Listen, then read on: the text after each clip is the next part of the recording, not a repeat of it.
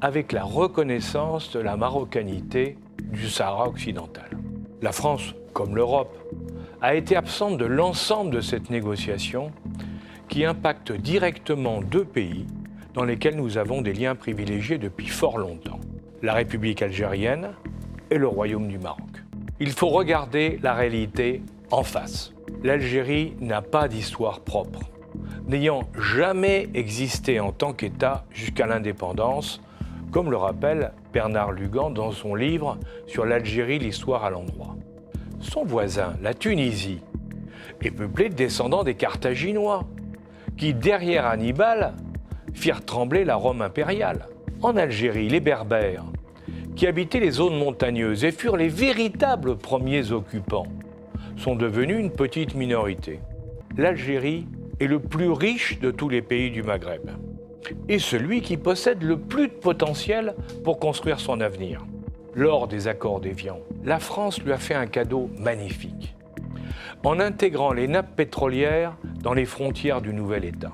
Pourtant, les zones concernées faisaient partie du Sahara, dont le territoire et les populations n'avaient rien à voir avec les Arabes du Nord, dont l'implantation ne dépassait pas Saïda et Biskra. D'ailleurs, pendant toute la guerre d'indépendance, ils ne livrèrent bataille qu'une seule fois plus au sud, à Timimoun. Malheureusement, cette richesse a été mal utilisée par un État qui s'est rapidement pénalisé par la nationalisation des secteurs clés de l'économie et la mise en place d'un processus de planification centralisé. Il s'est ensuite affaibli, malgré le passage à la démocratie dans les années 80, par la corruption d'une partie des élites et par le développement de l'économie informelle. Alors certes, on a oublié que durant les dernières années de la colonisation, la progression du produit intérieur brut en Algérie fut médiocre, avec une moyenne annuelle qui était de 0,44%, alors que la France y consacrait un budget bien supérieur à celui de ses autres territoires extérieurs et départements en métropole. Les conditions de mise en œuvre des accords d'Évian ayant provoqué le départ brutal de la population française et de leurs partisans, le PIB s'est effondré de 33% et il a fallu 6 ans pour retrouver le niveau de vie de 1960.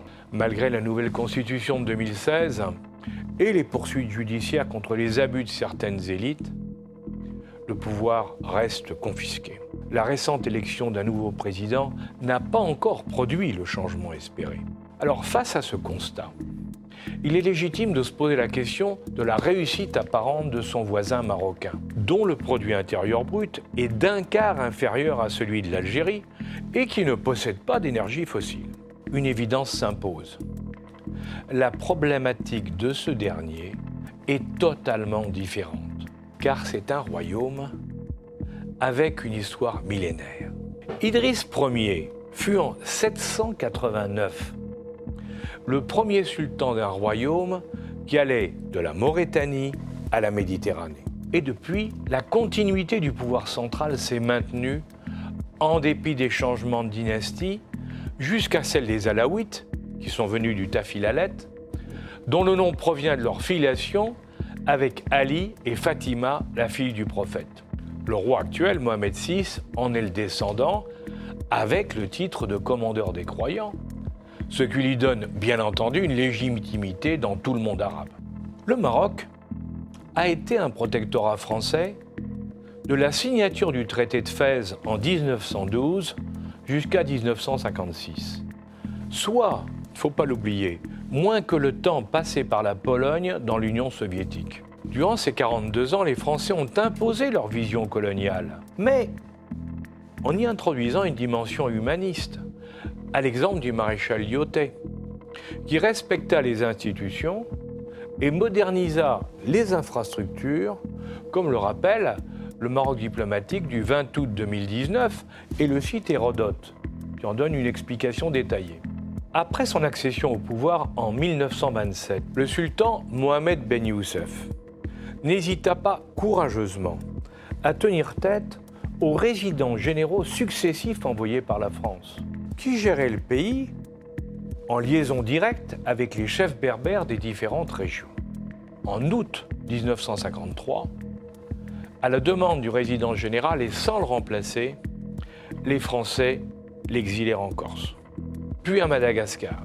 Et ceci déclencha une prise de conscience et la renaissance du mouvement nationaliste qui existait avant la Deuxième Guerre mondiale. Après 3 années de troubles, le protectorat fut arrêté en 1956 et le sultan réinstallé à Rabat en tant que roi Mohamed V. Comme Mandela en Afrique du Sud, il eut la sagesse de ne pas opposer, dans un esprit de résistance et de revanche, les populations européennes, juives et berbères.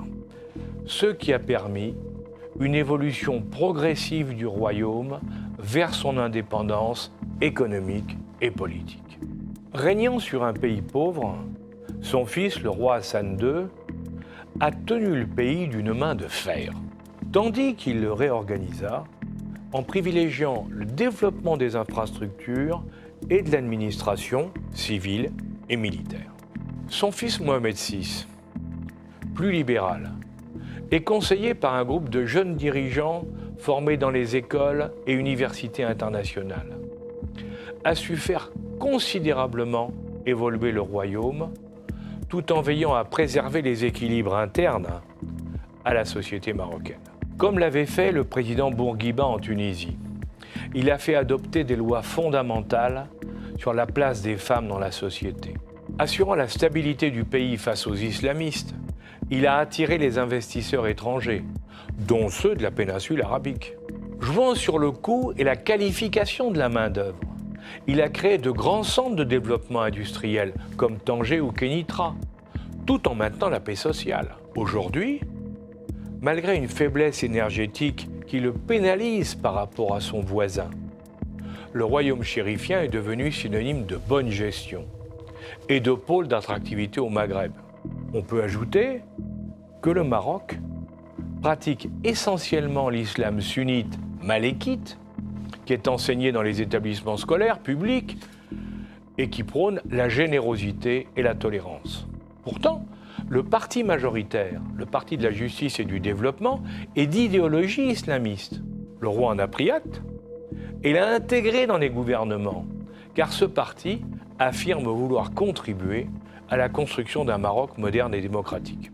Au plan international, en s'appuyant sur l'Espagne et la France, le Maroc a de bonnes relations avec l'Union européenne, tant sur le plan des échanges économiques que de l'industrie ou du tourisme. Mais la grande réussite du roi est l'Afrique, où son pays est devenu le 2e investisseur après l'Afrique du Sud. Il est vrai qu'il s'y est impliqué beaucoup personnellement, multipliant les voyages pour rencontrer les chefs d'État et développer des relations de partenariat. Ayant quitté l'Organisation des États africains en 1984, par suite de la présence de la République sahraoui, le royaume n'a pas pu faire partie de l'initiative pour le développement régional de l'Afrique.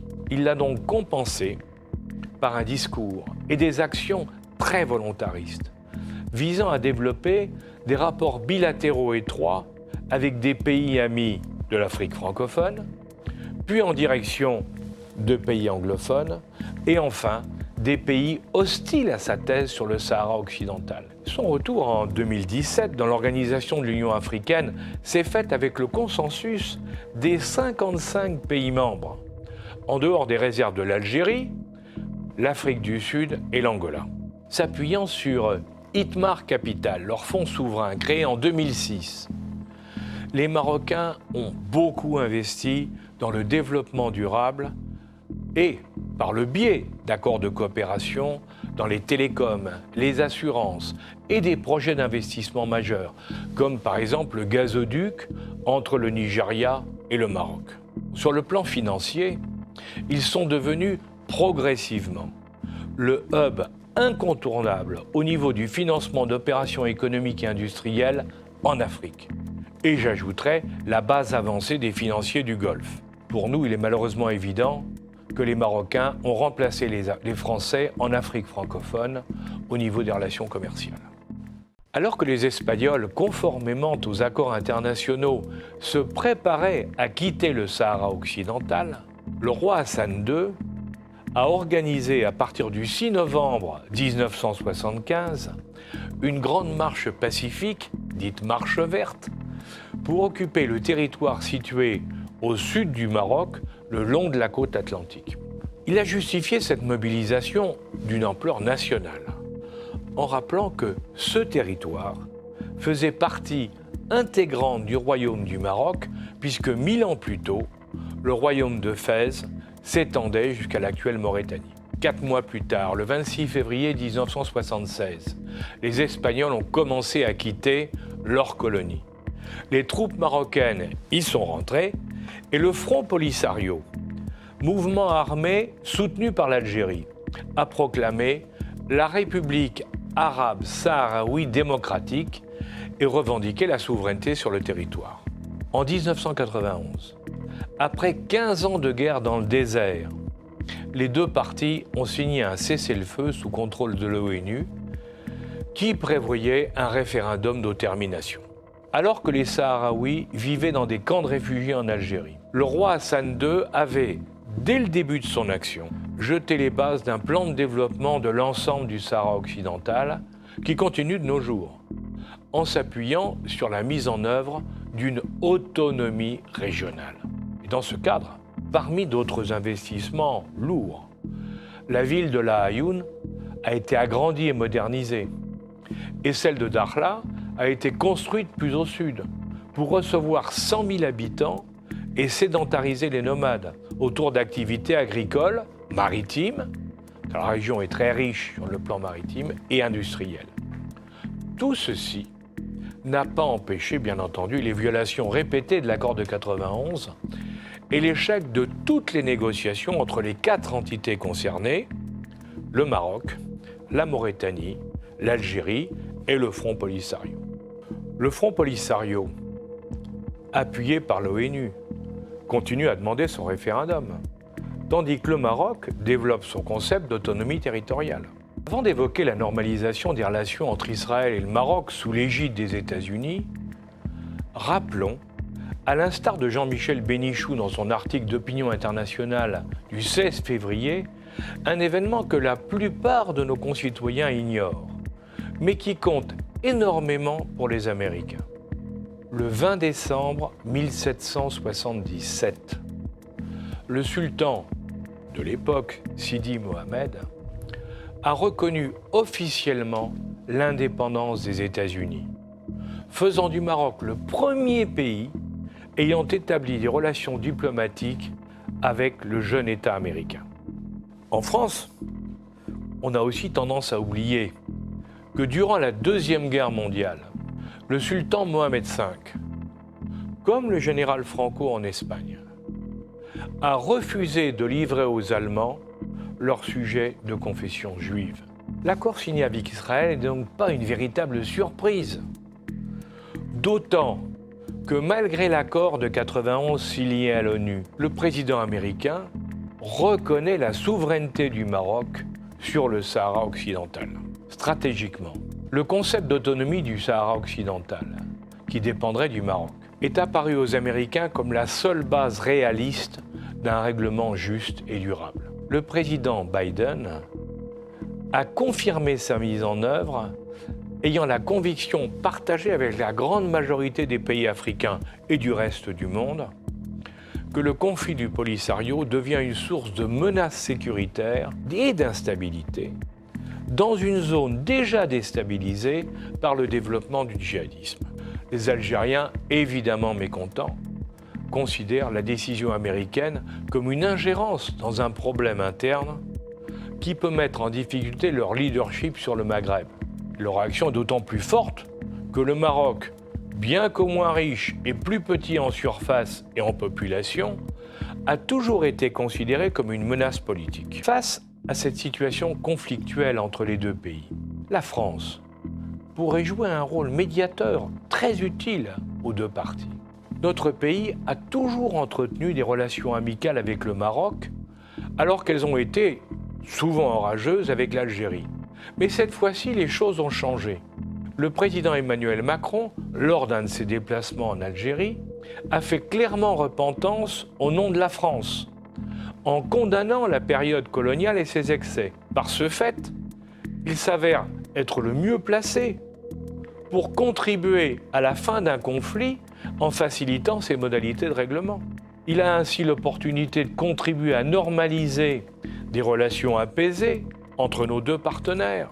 Ce serait d'autant plus utile que, ayant été tenu à l'écart du bouleversement du Moyen-Orient, la France aurait ainsi l'occasion de participer à la construction d'un Maghreb pacifié. Ce serait dans l'intérêt de ces deux pays amis et de leur population, mais également d'une autre, qui est aujourd'hui en première ligne quand un problème surgit au sud de la Méditerranée. À bientôt.